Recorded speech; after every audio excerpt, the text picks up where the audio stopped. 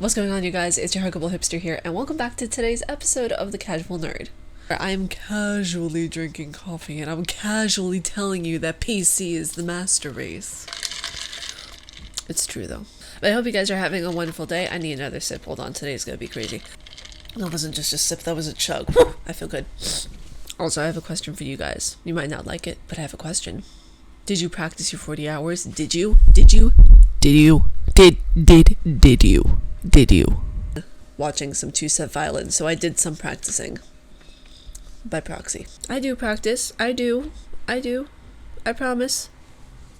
Sometimes. It's just vocals, okay? I don't spend as much time on the piano as I would like to. Let's just move on. But you guys, today we are going to be starting off with a review. I didn't even notice that this came out. I didn't even notice a new trailer for Cyberpunk 2077 came out, and I saw the replies, the comments under the trailer, and people thought that the release date of the game was 2077. I'm kind of sorry, I found it really funny because that's just the title of the game. Everybody knows that. I feel like people are either trolling really badly or they actually genuinely think that it's the release date of the game. I find it so funny. I got my headset ready, which by the way you can find the link to down in the description below through my Amazon affiliates link. Just saying, pop it down that link over there in the description. Are you guys ready? I'm ready. I'm very much so ready. I'm full of the ready. Okay, let's do it. Blood and gore and love this town. The rest. The city of endless opportunity. Ready to get your cherry popped? Yeah, come on. Oh, so excited. Okay, I'm gonna check it. Nah, mano, not just any other city. Is it gonna be first person or third person? Without saying, we do this on the hush. Ideally, no bodies, not a one. Sounds simple enough. This just looks so good. Is it gonna be dangerous? Don't you worry, mi amor. We're bulletproof. This is so different from anything they've ever done with The Witcher, so I'm just so intrigued by this right now. Stop digging Night City. Fucking mage noise. Happy now, Jackie? Yep, that's fucking high. Time to bail. Oh my god, we're so fucked. Good. Wow. See, people keep thinking that it's 2077, that it's gonna come out in 2077. I'm gonna be an old-ass lady by then. What the fuck? Can't risk it, V. And you, who are you? What's killing me? I love it so much. I'm just so excited to see Keanu Reeves looking like a cyborg, living his best life. Like, it's just going to be so interesting to see how his role is going to be within this entire game. I'm so excited. See, the thing is that when I started reviewing and doing reports on this game in 2016, I had already known about it previously because I was already knowing about The Witcher and what CD Projekt Red was doing with that game because I had friends who had played The Witcher, and I had only ever heard of The Witcher because I saw the new one that came out at the time, Witcher 3 The Wild Hunt, and then I saw reports about them doing in 2010, I believe, a new game called Cyberpunk 2077, and it wasn't even named yet. It was just, you know, whispers amongst the internet about a new game that was coming out from CD Projekt Red. So let's get into some news. Actually, since this episode is coming out today, I just got this just in. I got news that there is going to be possibly a new Five Nights at Freddy's game. Now, as you guys can see from this lovely picture over here, I believe this is the character Vanny. Don't quote me on that, but I believe this is the character Vanny, and it just says, obey. There's two things popping into my mind right now. One, I get to be excited for another Five Nights at Freddy's game. Two, I get to see Markiplier scream his little booty off at a new Five Nights at Freddy's game. And the fact that this game has evoked such emotions of not just fear from a lot of their players, but intrigue behind the lore and behind the story of this entire game. And the fact that they were able to create so much lore and so much story. And I feel like a lot of that is the fans doing because they try to poke holes and try to see what's happening next. What's going to happen with Chica or, you know, different characters like Freddy. And it's just really cool to see so many people so intrigued and so in love with the franchise. It just really warms my heart and makes me go all ooh ooh. So next up in gaming news, we have a teen that spends $20,000 of his parents' life savings on Twitch donos. I wish I were kidding. I really wish I were kidding, but this is how I'm going to say stupid some kids are, and how lack of parental control is immense. It's reached an all-time high. I feel like this wouldn't have happened if the parents were keeping more of an eye on their kid, but let's dive into the article to see what this is all about. And going all the way into the gaming world to either show support to their favorite gamer or to make themselves look superior in the virtual world of gaming. One such case got the attention from a Reddit post titled "Years of Savings Disappeared in a Matter of 17 Days." As per the post, whose author is also the mother of the teen who is allegedly a Fortnite fan and spent around 20,000 USD in Twitch donations and subscriptions without the parents' consent. She told Esports that her teenage son debited them around 20,000 USD within a span of 17 days from their debit card. She told that her teenage son made several donations to popular and well-known Twitch streamers like Gorb, Tufu, Ewok TV, and several others. I feel like this is very irresponsible on the parents' part. You shouldn't let your child have access to your debit card. I mean, you should keep it in your wallet and have boundaries put in place. This is why parenting is a thing. This is why parental control is a major thing. And it also states here in continuation in the article that the teen was given a debit card with decent balance to buy school lunch, but he started putting the money from his mother's account to his own account with the help of online banking, which you can easily do when you contact the card and everything like that. And it continues on saying that she believes that her son knew her password, and that's the reason why he was able to transfer the money from one bank account to another. Smart kid, but bad parenting. Forget about Silent Hill. Konami now makes desktop gaming PCs. I know, that came out of the blue. Like, what? The R-Spears PCs are being built by Konami Amusements, the division of the company that handles Konami's pachinko, esports, and arcade machine products. This is very interesting. Not just because they want to sell them first in Japan. I feel like that's their test space. That way they know how well it does.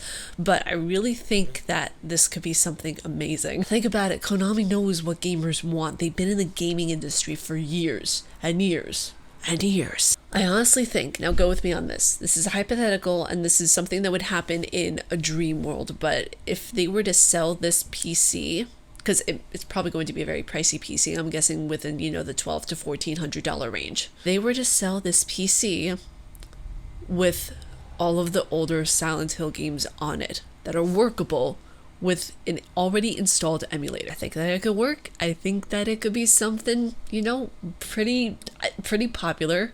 I mean, of course, pretty popular, because, that would be Konami being like, hey, we're being generous. Let's do this for you guys because you guys have been longtime fans of ours. Let's give this to you. But I really think that that would work as a selling point for the console. You could have one version that's just the regular PC, but another version that might cost a little bit more of them installing all of the Silent Hill games. That includes Silent Hill 4, that includes Silent Hill Homecoming 1, 2, 3, and all of the classics that we know and love. So next up in gaming news, we have some PlayStation 5 news. And this is actually pretty cool, where they are stating here that PlayStation 5 has planned a feature which lets you load a specific mode or mission within a game directly from your console's home screen. And it states here in the article that it would act like a deep link of sorts to a specific section of the game, which might make it actually very, very easy if somebody is recording gameplay or somebody just really wants to pick up where they left off, or in a completely different section of the game where they might need to get more ammo or more health or whatever it may be. And lastly, in gaming news, we have some Blizzard news. Elongated sigh. It states here in the header that angry Blizzard Entertainment staffers share their salaries to protest and pay inequalities. Now, this article has been updated, and it states here that disgruntled employees at game developer Blizzard Entertainment, some of whom reportedly earn only minimum wage, have shared their compensation details in an internal document, hoping to spur the company to pay workers more fairly. Which, I mean, if you're only making minimum wage at a multi-million-dollar game company, that's... Also states here that some Blizzard producers and engineers have annual salaries above $100,000, but other workers like video game testers and customer service representatives say they earn minimum wage or close to minimum wage. According to the self-reported compensation info reviewed by Bloomberg, a 2019 survey conducted by Blizzard found that more than 50% were unhappy about their pay per the report. Like, we know that Blizzard makes amazing games, my favorite being Overwatch. You guys know that I am an Overwatch whore. Like, I absolutely love Overwatch with my entire heart and being and soul, but just because their games are good doesn't mean that they're not a bad company. I mean, we know what happened whenever people spoke out about Hong Kong. It was really bad and really just unethical, a lot of the stuff that they were doing. I just feel as if Blizzard is slowly starting to go down. Not the games, because like I said, their games are absolutely incredible, but the company itself, ethically, it's not where it should be. Now, I took a poll on Twitter asking you guys if you would like to see more YouTube news, because I've been seeing a lot that's been going on, you know, with Logan Paul, with a lot of just really big time YouTubers, you know, Trisha Paytas, you know, Jeffree Star, a lot of them. And what? That's basically how I feel right now with all of it. I'm just like, what? So I put up a poll asking if you guys would want more of that kind of news, and you guys left it at 50-50.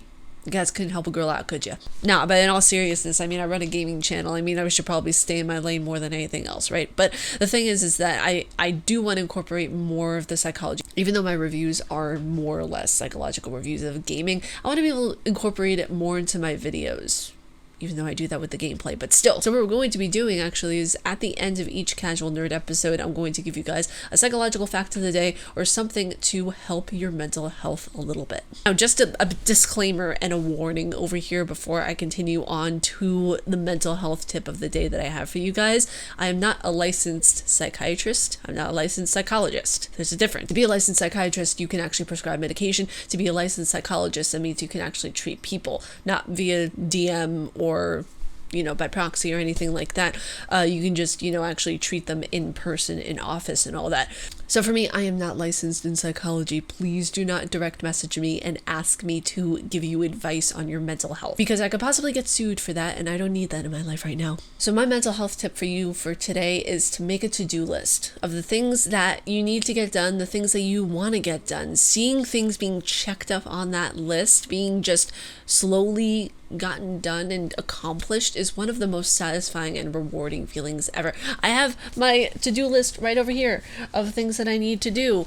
It's quite a short one because I managed to get all the stuff that I need to get done during the week done, but needless to say, it's very important to keep track of the things you are doing. That way, especially during this time, during COVID, during a time of worry, a time of, you know, when we're unsure of things, a to-do list really keeps your mind focused and really keeps things prioritized to an extent. So that's my tip for you guys for today. Be sure to make a to-do list of the things that you need and want to get done. And I'm just going to reiterate it for people in the back who might not have heard. I am not a licensed psychologist. I have a degree in psychology, but I'm not licensed. With that being said, I hope you guys are having a wonderful day, and if you guys like my face and what I do, please be sure to subscribe and hit that bell down below, because I make videos every Monday, Wednesday, and Friday. And with that being said, stay casually nerdy, and I'll see you all in the next video.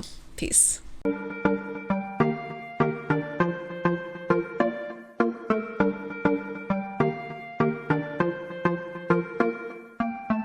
Thank you.